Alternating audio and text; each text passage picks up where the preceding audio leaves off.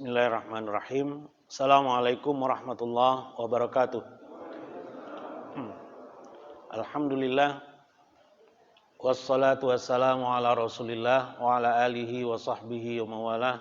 Allahumma salli ala Muhammad wa ala ali Muhammad. Allahumma anfa'na bima 'allamtana wa 'allimna ma yanfa'una warzuqna uluman tanfa'una wa zidna ilma.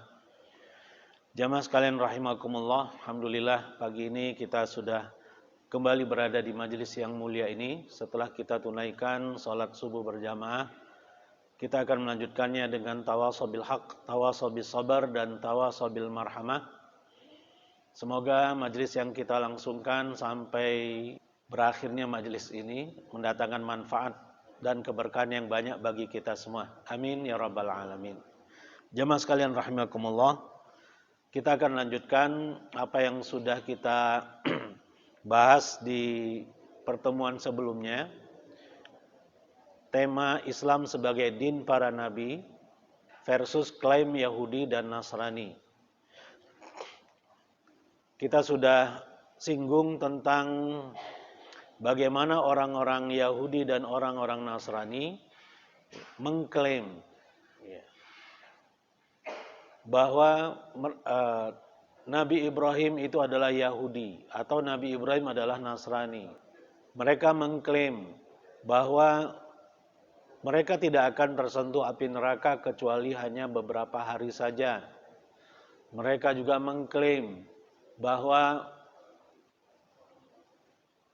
tidak akan masuk surga kecuali orang-orang Yahudi dan orang-orang Nasrani saja. Dan banyak lagi yang lain-lainnya.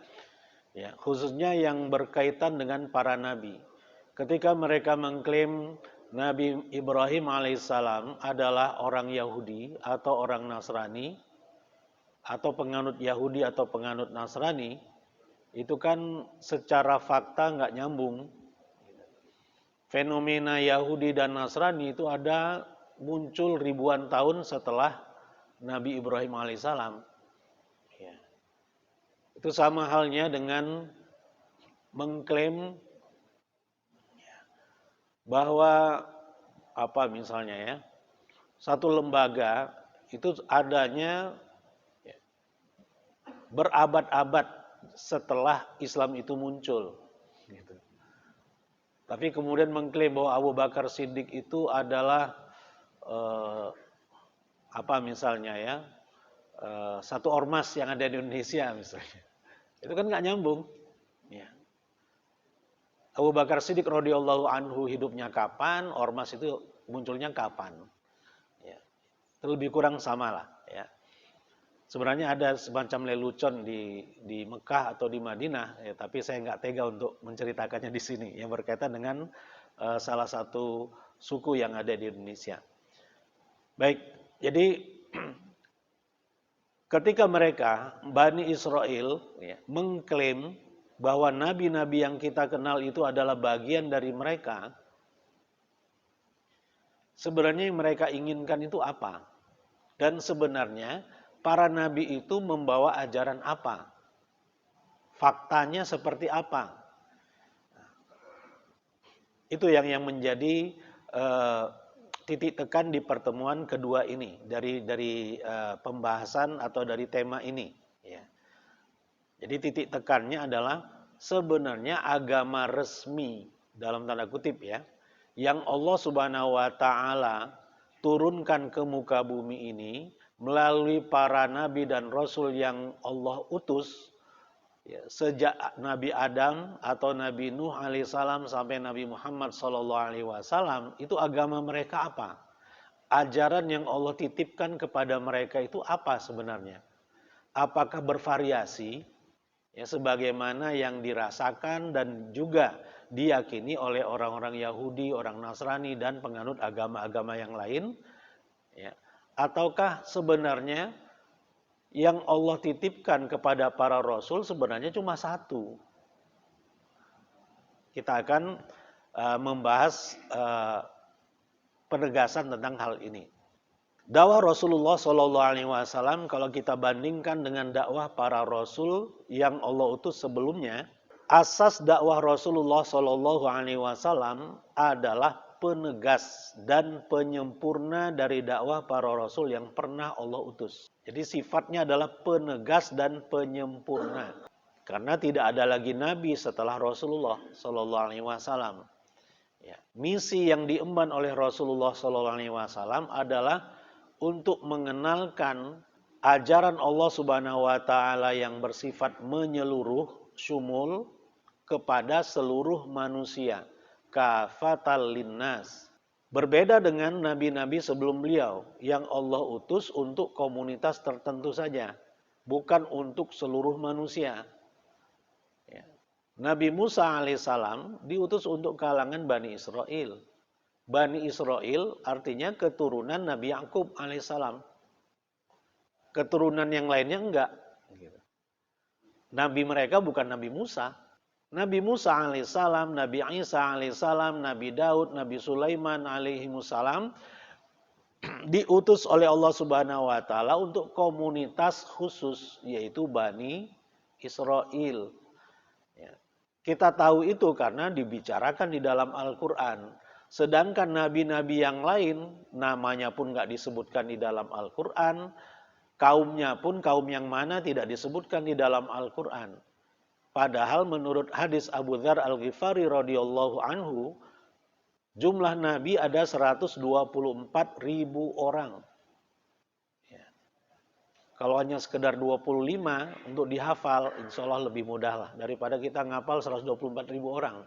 Di antara rasul-rasul yang Allah utus, ada yang diceritakan, dikisahkan oleh Allah kepada nabinya, Nabi Muhammad SAW, dan sebagian besar tidak Allah ceritakan. Artinya itu tidak ya, bahasa kasarnya tidak perlu. Yang diceritakan, yang ada di dalam Al-Quran khususnya, berarti itu perlu. Untuk kita ambil ibrahnya, khususnya tentang Bani Israel. Kalau kita pernah dengar, ternyata ada kesamaan ajaran Buddha, ajaran Hindu, ya, dalam beberapa bentuk syariat. Saya dulu waktu di pesantren kebetulan fakultasnya Fakultas Usuluddin jurusan perbandingan agama. Gitu. Jadi saya belajar agama Buddha itu seperti apa, agama Hindu itu seperti apa, agama Shinto itu seperti apa, dan seterusnya. Di antara syariat yang mirip ya dengan syariat Islam, khususnya Islam yang di awal-awal Rasulullah kenalkan ke masyarakat Arab, ya,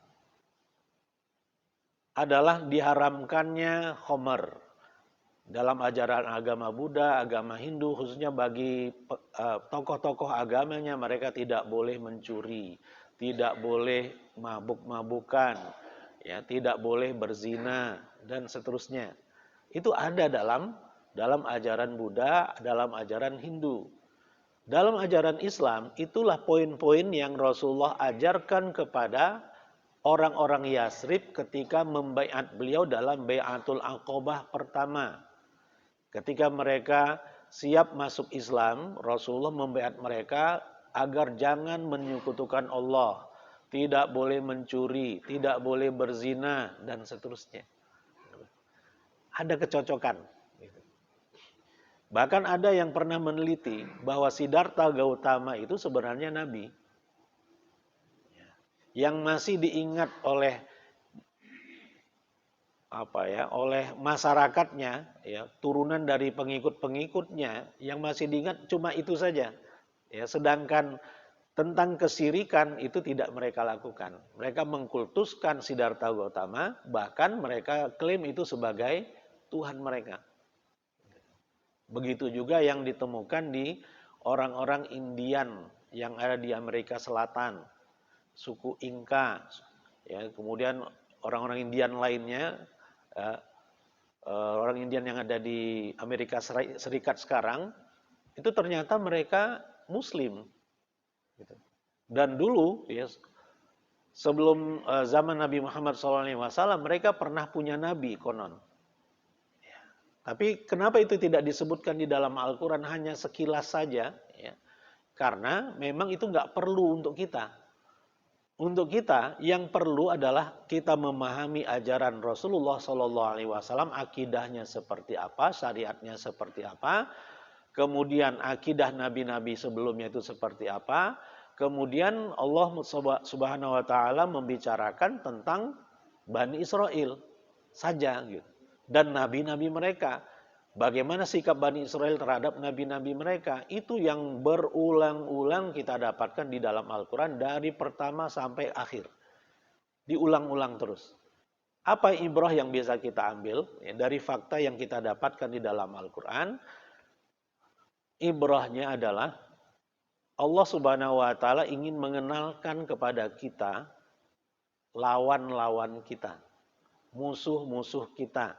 Kehidupan ini adalah ujian yang Allah Subhanahu wa Ta'ala berikan kepada kita. Isinya bukan kenikmatan sepenuhnya, tidak. Ada nikmat, ada sengsara. Ajaran Islam yang disampaikan oleh Rasulullah SAW memang harus kita pegang teguh. Tapi bukan artinya kita tidak ada tantangan. Tantangan itu akan banyak. Bahkan Rasulullah SAW sudah menyatakan kiamat itu tidak akan bangkit sampai terjadi peperangan antara umat Islam dengan orang-orang Yahudi. Ya, kan udah nyambung berarti kan? Ya, di dalam Al-Quran Allah ceritakan tentang Bani Israel. Rasulullah SAW pun menceritakan bahwa di antara fenomena hari kiamat nanti, sebelum terjadi kiamat besar, akan muncul kejadian-kejadian ini. Di antaranya peperangan antara umat Islam melawan orang-orang Yahudi. Muncul dua tokoh besar dari kalangan umat Islam, ada Imam Mahdi, Muhammad bin Abdullah Al-Qurashi Al-Hashimi.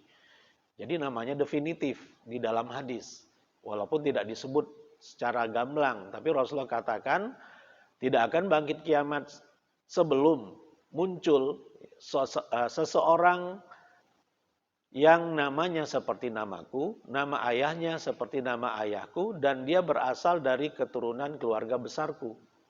Berarti namanya Muhammad bin Abdullah Al-Qurashi Al-Hashimi, dari Bani Hashim. Jadi nama Imam Mahdi itu bukan Asep, bukan Ucok. Ketahuan. Kalau ada yang ngaku-ngaku Imam Mahdi, namanya bukan Muhammad bin Abdullah, berarti bohong. Dan Imam Mahdi itu muncul bukan karena dia ngaku-ngaku Imam Mahdi. Kalau ada yang ngaku-ngaku Imam Mahdi berarti nggak sesuai dengan hadis. Ya. Beliau ditunjuk sebagai Imam Mahdi karena masyarakat datang untuk menunjuk beliau, secara aklamasi memilih beliau sebagai pemimpin umat Islam. Bukan karena beliaunya yang muncul dan berambisi untuk menjadi pemimpin, tidak.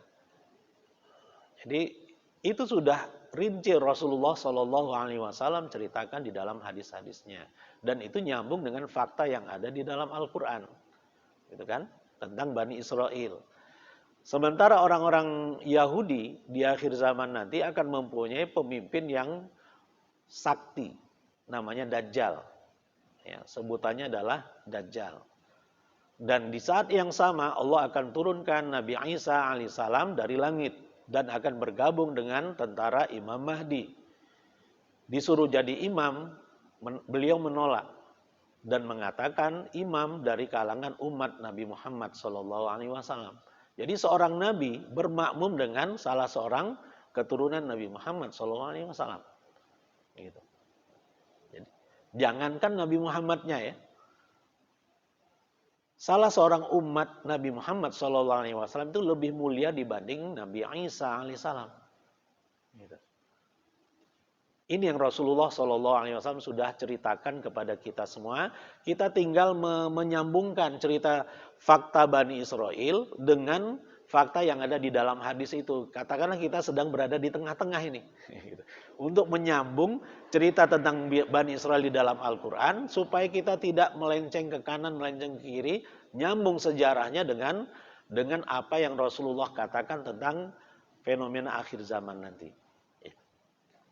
Jadi kembali ke sini, asas dakwah Rasulullah SAW itu sebagai penegas bahwa ajaran Allah Subhanahu Wa Taala itu yang paling utama adalah la ilaha illallah. Tidak ada seorang Rasul pun kecuali mereka akan mengatakan, mengajarkan kepada umatnya, ani'budullaha wajtanibut taghut. Sembahlah oleh kalian akan Allah dan hindari taghut, sesembahan-sesembahan selain Allah. Ya. Jadi penegas tentang la ilaha illallah yang sudah sejak awal diajarkan oleh para nabi dan rasul. Dan beliau juga sebagai penyempurna dari ajaran Allah, syariat Allah yang diturunkan kepada para nabi.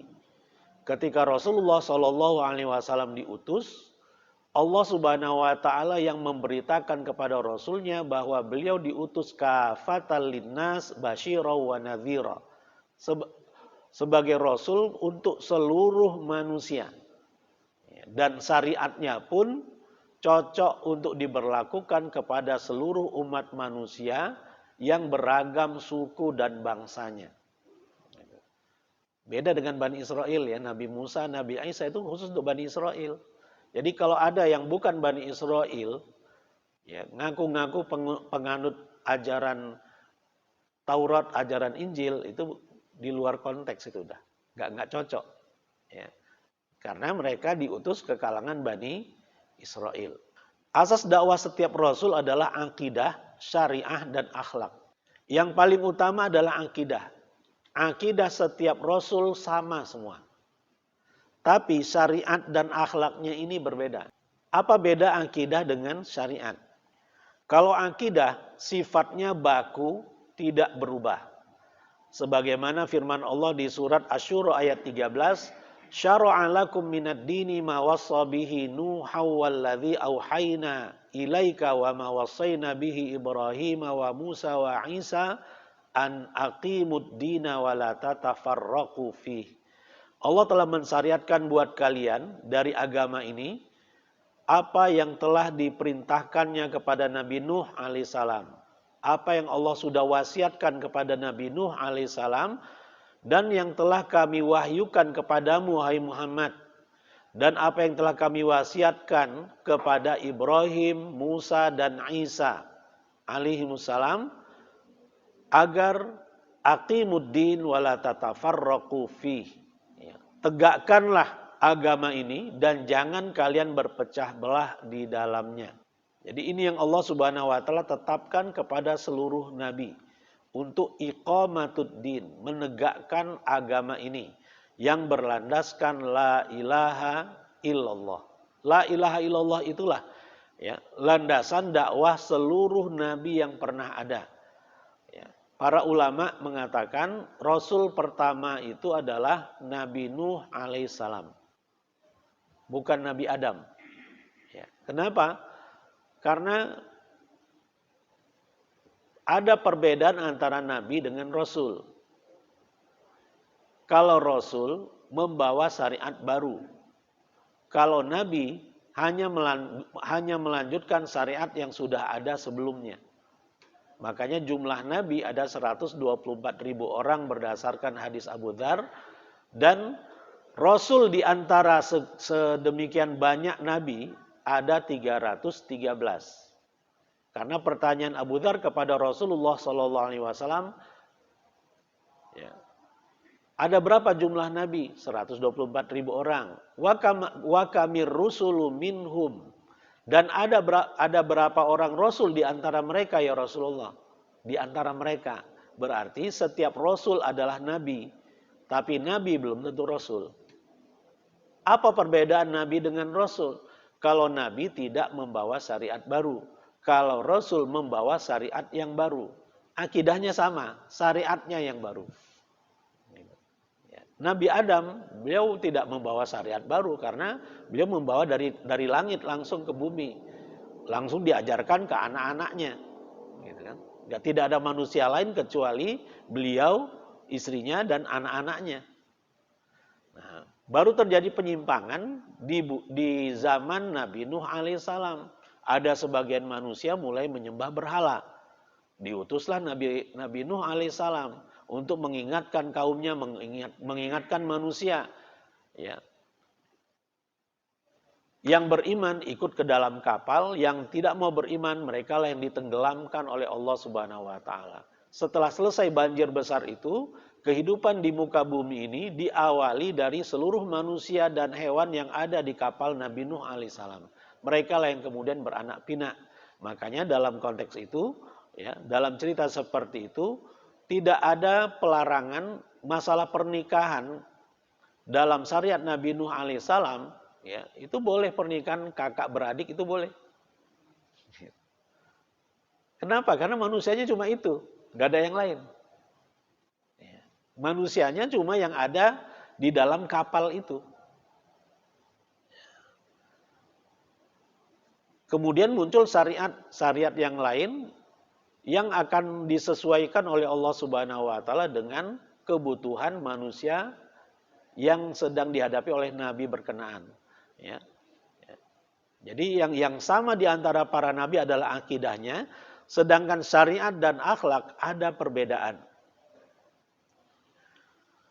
Ini di dalam kitab Fikih Sirah Nabawiyah, ya, karya Syekh Al-Buti rahimahullah. Beliau mengatakan, faqad bu'itsa Musa alaihissalam li Bani Israil. Nabi Musa alaihissalam diutus ke kalangan Bani Israil. Ya. Wa kana sya'nu yaqdi bin nisbah li hali Bani Israil idzaka an takuna syari'atuhum syadidatan qa'imatan fi majmu'iha ala asasil azaim lar rukhas. Jadi karakter ajaran atau syariat Nabi Musa alaihissalam yang beliau terima dari Allah adalah azimah, tanpa rukhsah. Jadi nggak ada keringanan. Ya, semuanya normal gitu. Ibarat di kita mau musafir, nggak musafir harus zuhurnya 4 rakaat. Nggak ada jamak, nggak ada qashar gitu. Mau musafir mau nggak sama semuanya. Itu syariat Nabi Musa alaihissalam. Kalau mereka melakukan kesalahan, anggota tubuh yang melakukan kesalahan itulah yang harus langsung dihukum. Kalau tangan yang bermaksiat, potong tangannya. Kalau mata yang bermaksiat, congkel matanya. Jadi sadis gitu. Kenapa syariatnya seperti itu? Karena itu berkaitan dengan fasilitas mukjizat yang dimiliki oleh Nabi Musa. Semakin banyak keajaiban mukjizat yang dimiliki oleh seorang rasul, maka itu akan berdampak kepada hukum. Gitu. Kalau masih ada yang melanggar hukum, ini sadis itunya, hukumannya. Gitu. Karena keanehannya macam-macam. Laut bisa terbelah, makanan diturunkan dari langit, itu kan luar biasa. Ya. Bahkan mereka 70 orang Bani Israel diajak oleh Nabi Musa untuk bermunajat kepada Allah. Ya. Allah Subhanahu wa taala berdialog langsung dengan Nabi Musa alaihissalam di Bukit Tursina. Dan suaranya pun terdengar oleh 70 orang Bani Israel tadi. Kalau masih nggak mau percaya, kebangetan kan? Makanya Nabi Muhammad SAW ketika ditawarkan mukjizat yang aneh-aneh oleh Allah Subhanahu Wa Taala, beliau menolak. Ya, beliau siap untuk berdarah-darah dalam berdakwah. Ya. Nggak usah pakai fasilitas mukjizat. Dan beliau ingin fasilitas mukjizat itu dikonversi oleh Allah dengan syafaat untuk umatnya di hari di yaumil akhir nanti, di padang mahsyar nanti. Subhanallah. Ya. Jadi Rasulullah SAW ngerti mukjizat itu bukan gratis.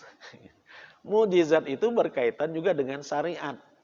Ya. Semakin canggih, ya, satu bentuk mukjizat yang Allah berikan kepada seorang Rasul itu akan punya pengaruh ke bentuk syariat yang akan diajarkan oleh Rasul berkenaan.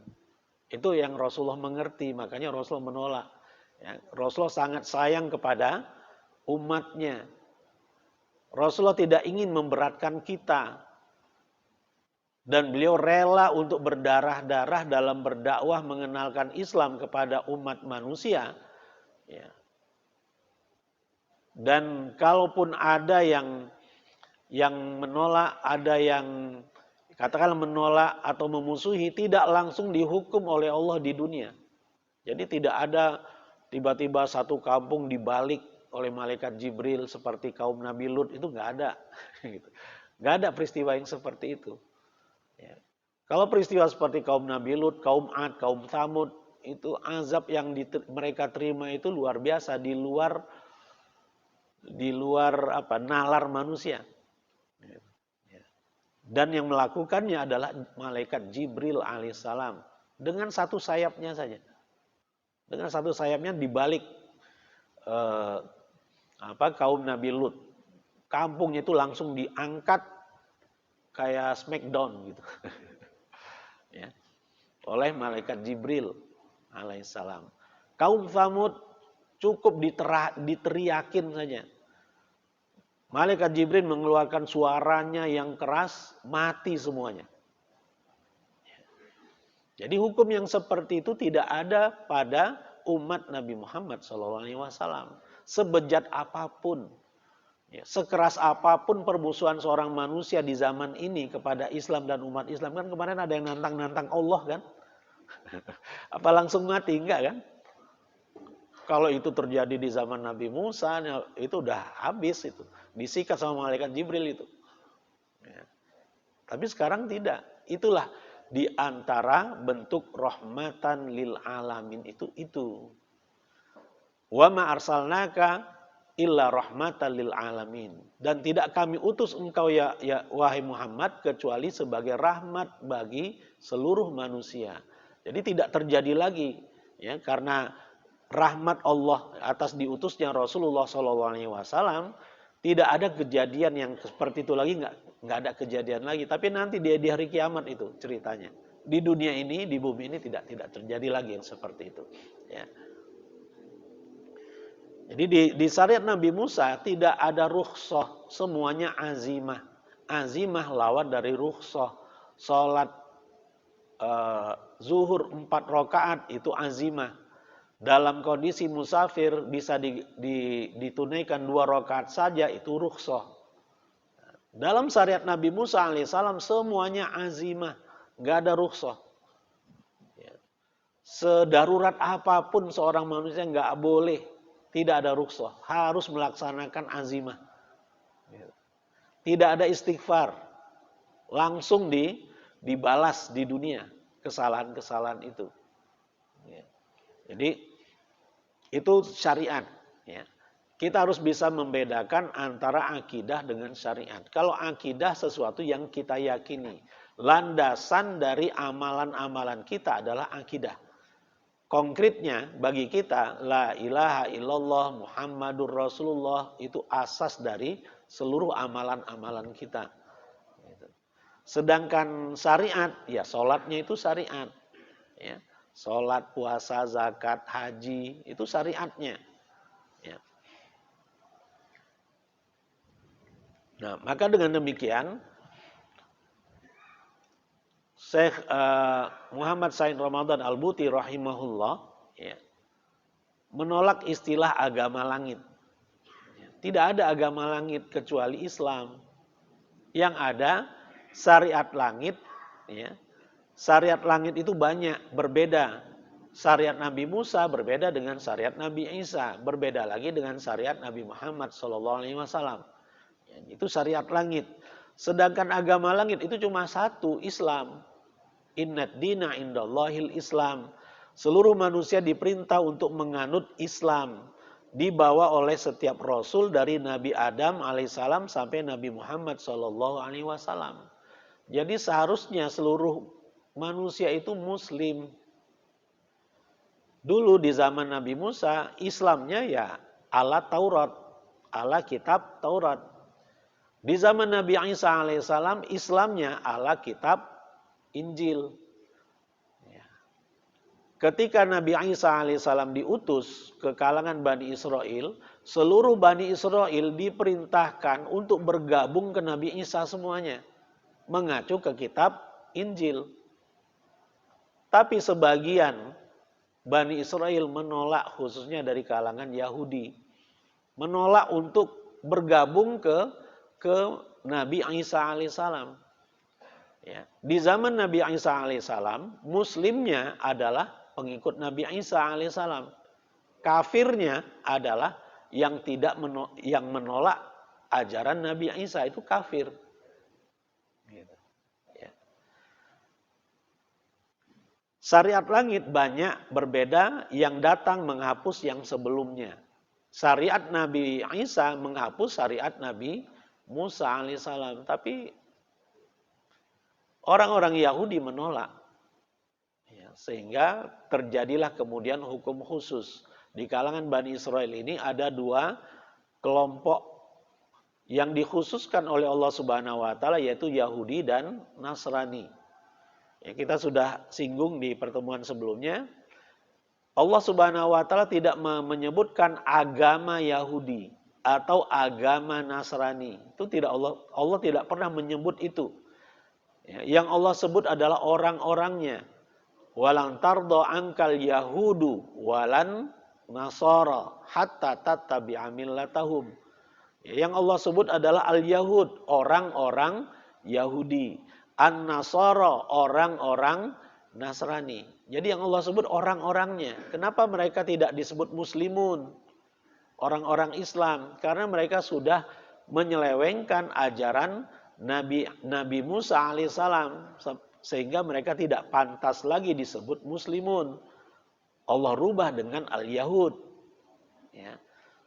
Dan pengikut Nabi Isa alaihissalam yang menyelewengkan ajaran Injil, ya, mereka tidak pantas lagi disebut muslimun. Mereka lebih pantas disebut dengan sebutan an-Nasara. Ya. Jadi dinisbahkan ke sesuatu. Ya, al-Yahud dinisbahkan ke nama salah seorang putra Nabi Yakub alaihissalam, Yahuda. Ya. Dari keturunan Yahuda inilah ya, muncul generasi-generasi yang unggul dari Bani Israel. Ya. Dan di suatu waktu nanti mereka membentuk satu dinasti khusus. Yang kemudian digeneralisir. Seolah-olah seluruh keturunan Nabi Yakub alaihissalam adalah Yahud. Orang-orang Yahudi. Ya. Bahkan itu menjadi identik. Kalau disebut Yahudi, itu identik dengan Bani Israel. Padahal ya, Yahudi adalah bagian dari Bani Israel. Bani Israel itu himpunan besarnya. Nabi Yakub, Israel adalah Nabi Yakub alaihissalam. Bani Israel, keturunan Nabi Yakub. Nabi Yakub punya 12 orang anak. Masing-masing anak punya keturunan. Ya kan? Nah, di situ ada Nabi Yusuf, ada Bunyamin, ada Yahuda, ada Lawi, dan yang lainnya. Ada 12 orang anak. Ya. Nah, keturunan Yahuda inilah yang terlihat dari 12 anak Nabi Yakub alaihissalam yang dominan. Ya, di keluarga besar Bani Israel ini. Mereka disebut al-Yahud dan pada akhirnya Bani Israel diidentikan dengan Yahudi. Ya. Padahal itu antara umum dan khusus. Gitu. Saking dominannya. Ya. Jadi Allah sebut mereka sebagai al-Yahud. Sedangkan an-Nasara berasal dari kata Nasirah, Nazaret. Tempat daerah lahirnya Nabi Isa alaihissalam. Ya. Yang kemudian dari kata Nasirah itulah muncul nama an-Nasara. An-Nasara jamak dari Nasrani. Nasrani bahasa Indonesianya. Ya. Jadi tidak dibilang Islam. Allah tidak menyebut mereka muslimun, tetapi Nasraniyun atau Nasara dan al-Yahud, ya, orang-orang Yahudi.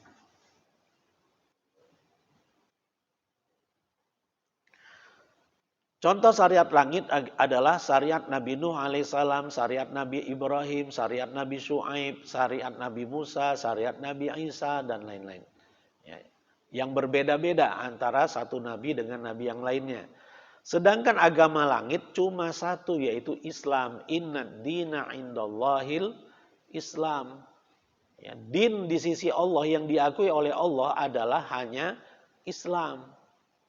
Ya, dengan demikian, yang Allah inginkan manusia-manusia ciptaannya ini menjadi muslimun semuanya, Islam semuanya. Ya. Seharusnya setiap manusia itu muslim. Seharusnya. Karena yang menciptakan bumi ini kan Allah. Yang menciptakan manusianya pun Allah. Dan Allah turunkan Al-Quran hudal linnas, ya, sebagai petunjuk bagi seluruh manusia kan, bukan untuk umat Nabi Muhammad saja, tapi untuk seluruh manusia, hudal linnas. Ya. Ibarat suatu produk biasanya ada manualnya. Nah, produk bumi ini yang Allah ciptakan, manualnya adalah Al-Quran. Siapa yang ikut Al-Quran, dia akan langgeng dalam menjalani kehidupan di bumi ini. Jadi seharusnya setiap manusia itu muslim. Seharusnya. Bahkan yang paling pasti adalah ketika ada seorang bayi terlahir dari orang tua yang bukan muslim, kemudian meninggal. Padahal dia masih dalam kondisi bayi. Dia masuk surga atau neraka nih si bayi ini? Surga. Kenapa? Karena Rasulullah SAW bersabda, kullu mauludin yuladu alal fitrah. Ya. Setiap anak terlahir dalam kondisi fitrah. Fa'abawahu yuhawidani au yunasirani au yumajjisani. Kedua orang tuanya lah yang merubah ya, fitrah anak ini menjadi Yahudi, Nasrani, Majusi. Yahudi, Nasrani, Majusi. Islamnya nggak ada kan? Rasulullah nggak menyebut Islamnya. Kedua orang tuanya lah yang merubah fitrah anak itu, merubah anak itu menjadi Yahudi, Nasrani, Majusi. Merubah dari apa kepada apa? Gitu. Asalnya apa sebenarnya? Fitrah. Fitrah itu apa? Islam. Ya, setiap anak terlahir dalam kondisi muslim. Ya. Kalau ada seorang bayi meninggal pada orang tuanya kafir, si anak masuk surga. Insya Allah. Ya, kenapa? Karena dia masih suci. Ya, fitrahnya belum berubah karena pengaruh kedua orang tuanya atau manusia-manusia yang ada di sekitarnya. Ya, jadi sekali lagi, setiap manusia seharusnya muslim. Makanya manusia sejak diutusnya Nabi Muhammad SAW secara khusus terdiri dari dua golongan besar. Muslim atau kafir. Kalau bukan kafir berarti dia muslim. Kalau bukan muslim berarti kafir. Ya. Kemudian yang kafir ini secara hukum yang lebih rinci terbagi dua. Ada musyrik, ada ahlul kitab. Sama-sama kafir. Ya, sama-sama kafir tapi bentuk kekafirannya berbeda antara musyrik dengan ahlul kitab. Ahlul kitab ini ada dua saja, Yahudi dan Nasrani, yang punya kekhususan hukum dalam syariat Islam, khususnya tentang sembelihan mereka yang halal untuk kita konsumsi dan berkaitan dengan wanita-wanita mereka yang halal untuk dinikahi oleh pria muslim, laki-laki muslim. Jadi ada hukum khusus berdasarkan ayat 5 surat Al-Maidah. Ya. Sedangkan kafir yang musyrik, ya, konkretnya di kita, Buddha, Hindu, Sinto, itu golongannya musyrik yang haram. Ya, sembelihan mereka untuk dikonsumsi oleh kita. Yang haram wanita-wanita mereka dinikahi oleh pria muslim. Ya. Jadi beda, sama-sama kafir, tapi ada musyrik, ada ahlul kitab.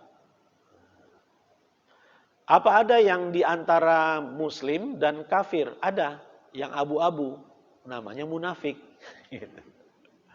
Ya. Tapi ini munafik dari sisi akidah ya, bukan munafik.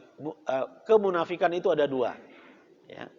Kemunafikan dari sisi akidah dan kemunafikan dari sisi amalan. Kalau dari sisi akidah ngaku muslim padahal bukan muslim. Ya. Itu dari sisi akidah. Ya. Kalau dari sisi amalan statusnya muslim tapi nggak sholat, itu munafik. Statusnya muslim, rajin sholat tapi suka bohong, suka ingkar janji, itu munafik. Jadi ada munafik aqadi atau aqidi dari sisi akidah dan ada munafik amali. Nah, itu pembagiannya ya. Jadi setiap manusia seharusnya muslim. Makanya Islam mengajarkan kita untuk berdakwah, mendakwahi yang belum muslim agar mereka tergerak untuk masuk Islam. Bukan memaksa ya, la ikraha fiddin. Tidak ada paksaan dalam agama. Ya, kita tidak boleh memaksa. Rasulullah pun tidak pernah memaksa pembantunya yang Yahudi untuk masuk Islam. Tetangga-tetangga Rasulullah banyak yang beragama Yahudi, tapi Rasulullah tidak pernah memaksa mereka. Ya. Hanya membujuk mereka, mendakwahi mereka. Jadi la ikraha fiddin berlaku ke atas orang-orang yang bukan muslim. Tidak boleh, tidak ada paksaan dalam agama.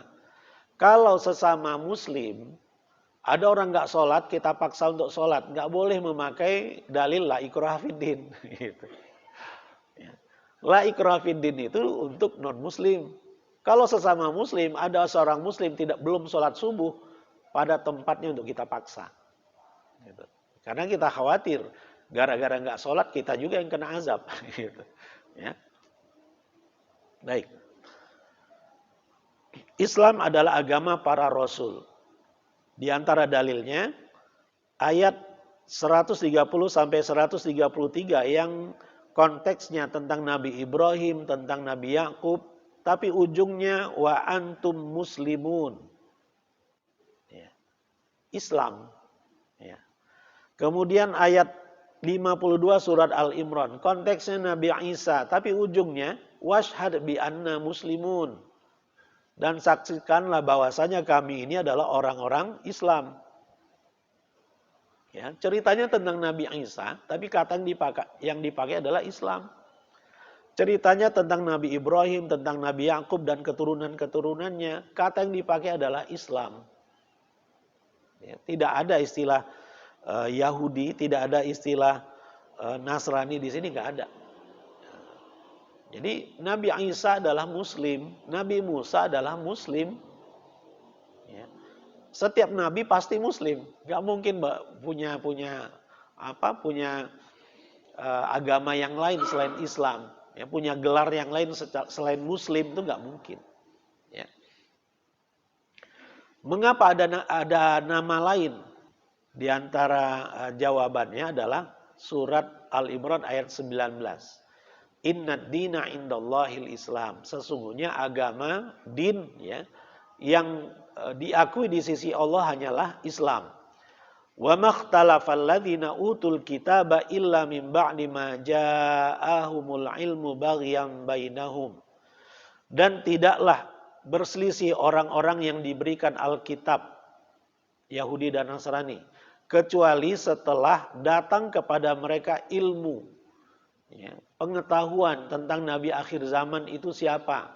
Ketika definitif Nabi Muhammad SAW yang keturunan orang Quraisy, orang Arab, ilmu itu sudah mereka ketahui, mereka pun menolak. Baghyam bainahum, karena mereka benci. Ya, karena kebencian mereka kepada Nabi Muhammad SAW secara khusus dan kepada orang-orang Arab secara umum. Orang-orang Yahudi sejak lama, sejak zaman jahiliyah, ya, benci kepada orang Arab. Khususnya ini cerita Yahudi Madinah ya, Yahudi Yasrib. Mereka sering mengancam orang-orang Arab sebagai penduduk asli Yasrib dari suku Aus dan suku Khazraj, awas kalian. Kalau Nabi akhir zaman nanti definitif, kami akan perangi kalian dengan peperangan yang dahsyat. Itu ancaman orang-orang Yahudi Yasrib kepada orang-orang Arab dari suku Aus dan suku Khazraj yang ada di Yasrib atau Madinah. Ya. Tapi ketika definitif, ya, ketahuan Nabi akhir zaman itu adalah Nabi Muhammad SAW, mereka pun mengenalnya, ya, dan sudah terkonfirmasi benar-benar ini Nabi Muhammad SAW sebagai Nabi akhir zaman, tapi beliau adalah orang Arab, mereka pun kecewa sekecewa-kecewanya. Ya. Jadi orang-orang Yahudi ini rasis. Ya. Yang mengenalkan rasisme itu adalah orang-orang Yahudi. Ya. Kalau di langit sana dulu, cerita awal penciptaan Nabi Adam, yang rasis pertama kali itu adalah iblis. Ya. Kalau di dunia, di bumi ini, yang rasis itu adalah Yahudi. Yang membeda-bedakan manusia berdasarkan rasnya. Yang dianggap oleh mereka sebagai manusia sesungguhnya adalah keturunan Bani Israel. Itulah manusia. Selain Bani Israel, binatang semuanya. Itu kata orang Yahudi. Ya.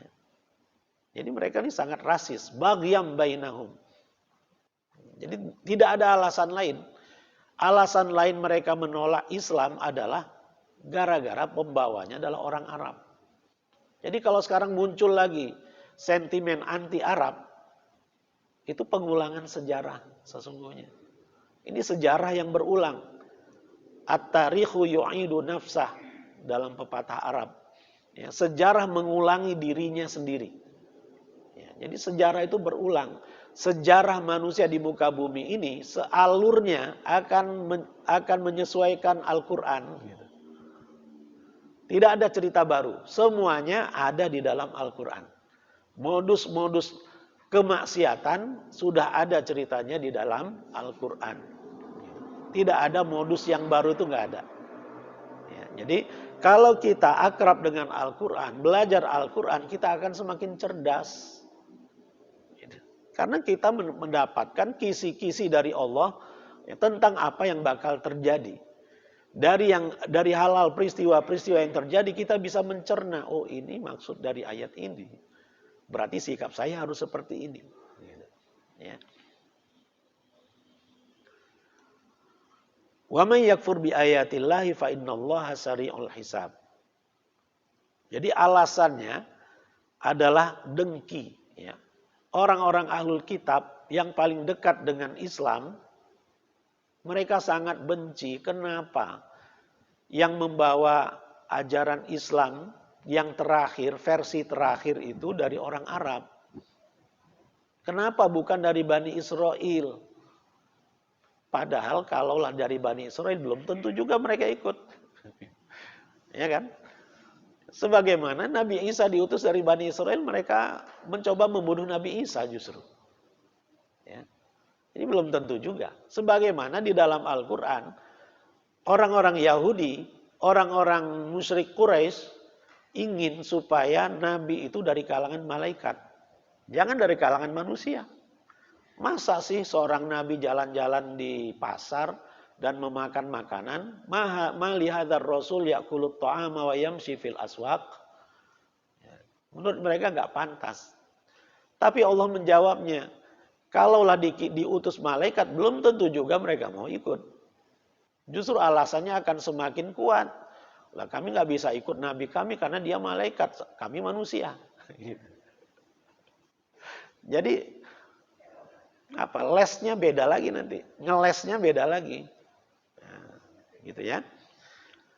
Mengapa ada nama lain selain Islam? Kenapa mereka dinamakan Yahudi? Kenapa mereka dinamakan Nasrani? Karena mereka sudah keluar dari jalur syariat Islam dan akidah Islam, sehingga tidak pantas lagi diberi gelar sebagai muslimun. Allah namakan mereka sebagai Al-Yahud dan An-Nasara. Nggak pantas lagi mereka disebut sebagai muslimun. Ya. Jadi ketika ada manusia yang kita ketahui akarnya adalah muslim, tetapi akidahnya sudah menyimpang, nggak pantas lagi kita sebut sebagai muslimun. Orang-orang Syiah nggak pantas lagi mereka mengaku sebagai muslim. Karena akidahnya sudah berbeda. Ya, syahadatnya sudah berbeda, ada tambahan. Asyhadu alla ilaha illallah wa asyhadu anna Muhammadar Rasulullah. Kemudian ada tambahan. Wa anna aliyan waliullah. Gitu. Azannya pun seperti itu. Ya, azannya pun ada tambahan. Jadi bukan syahadatain lagi. Salah satu asyhad. Ya, jadi 3 kesaksian mereka ya, dalam ajaran Syiah. Jadi nggak pantas lagi mereka disebut sebagai muslimun. Kesimpulannya, Bani Israel terbiasa mengklaim kebaikan itu ada pada diri mereka.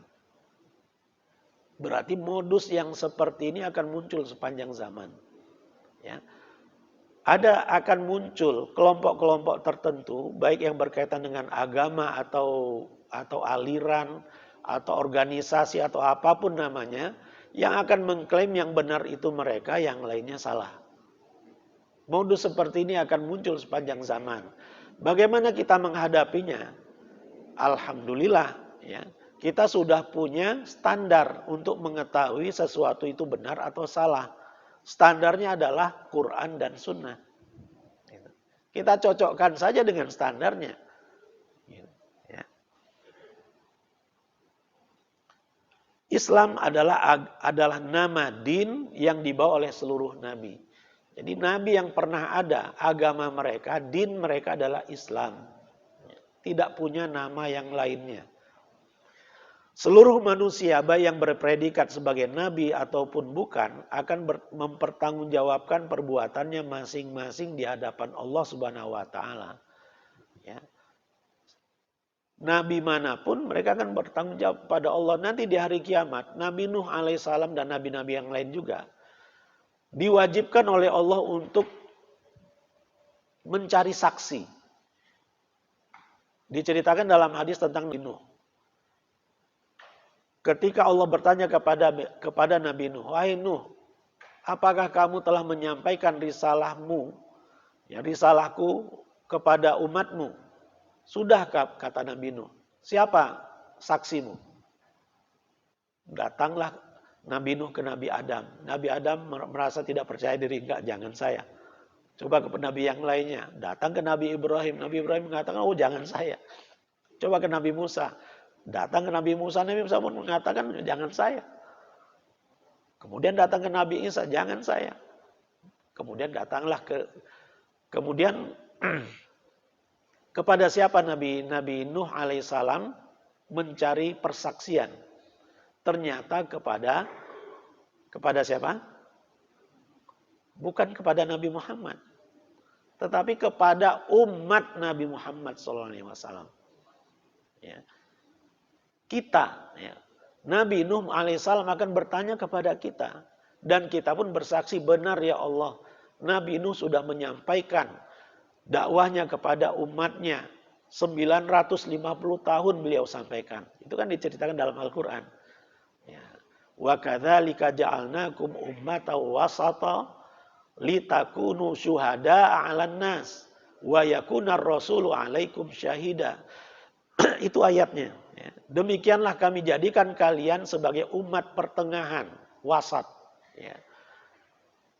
Litakunu syuhada'a 'alan nas, supaya kalian bisa menjadi saksi-saksi ke atas umat manusia, termasuk para nabi. Kita menjadi saksi-saksi ke atas seluruh nabi yang pernah ada. Mereka akan mencari saksi dari kita. Kita yang akan menjadi saksi buat mereka. Orang-orang Yahudi nggak bisa bersaksi untuk Nabi Musa. Orang-orang Nasrani nggak bisa bersaksi untuk Nabi Isa. Mereka meminta kesaksian dari kita umat Nabi Muhammad SAW. Dan berikutnya saksi kita adalah Nabi Muhammad SAW. Jadi spesial kita ini. Gitu. Ya. Kita menjadi saksi ke atas Nabi. Sementara saksi kita adalah Nabi Muhammad SAW. Ya. Jadi ketika kita mendengar ada klaim yang macam-macam, ya kita sabar sajalah. Ya. Kita bersabar saja. Kita punya Quran, kita punya sunnah, kita pegang teguh saja itu. Toh nanti di akhirat masing-masing. Ya kan? Ya. Di akhirat nggak bisa mengandalkan tokoh fulan, nggak bisa diandalkan semua. Semuanya berlepas diri dari pengikut-pengikutnya. Kenapa? Karena mereka punya masalah semua. Gitu. Gimana mau mikirin orang lain, masalah dia sendiri belum selesai? Ya. Ya. Jadi kita fokus kepada diri kita cocokkan perangai kita dengan Quran dan Sunnah, ya, semaksimal mungkin. Ya. Dan itulah jalan keselamatan kita di dunia dan juga di akhirat. Insya Allah. Ini saja mungkin yang bisa saya sampaikan. Mohon maaf atas segala kekurangan. In ahsantu faminallah wa in asa'tu faminni wa minasyaitan. Silakan.